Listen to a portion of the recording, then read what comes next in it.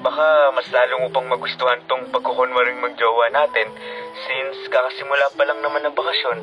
Uy, hinay-hinay lang ha. Baka ma-fall naman ako niyan. Eh di, sasaluhin kita. By the way, di ba sabi mo hindi ka marupok? May pamalakas-lakas ka pang nilalaman pag ikaw lang talaga nahulog. Sure lang kasi. Ano ba? Di ba rules natin? Walang mahuhulog. So dapat sundin natin yun. Okay, I know. Ikaw nga tong may paayaw-ayaw pa nung una at patanggi-tanggi sa larong to. Gusto rin naman pala. Kulit mo kasi eh. Mapilit ka.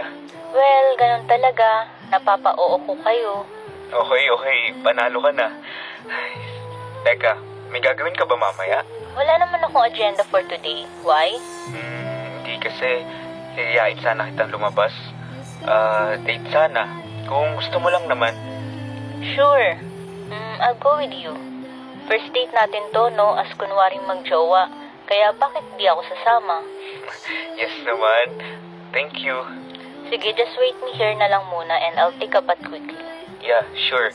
Dito lang ako. Okay, I'm ready. Wait, Bakit? teka. Ano tong nakikita ko? Ha?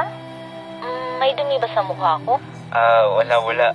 Para kasing anghel na galing sa langit. Ay, sus! Kala ko kung ano. Bakit? I'm just saying the truth. O siya, saan ba tayo pupunta?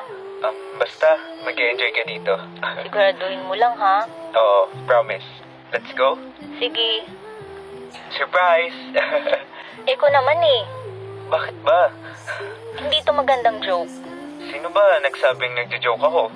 Seryoso ako. Ba't ba kasi tayo nandito? Alam mo naman, di ba, na ayaw ko sa rides? Lalo na sa heights. Exactly. Kaya dito kita dinala kasi gusto kong labanan mo yung fear mo sa heights. Pero bakit? Akala ko ba gusto mo maging memorable tong first date natin? Kaya nga, I really make sure na memorable to. Ang dami naman pwede natin puntahan na. Naku, uuwi na ako. Bahala ka dyan. Uy, Che, Milo, oo.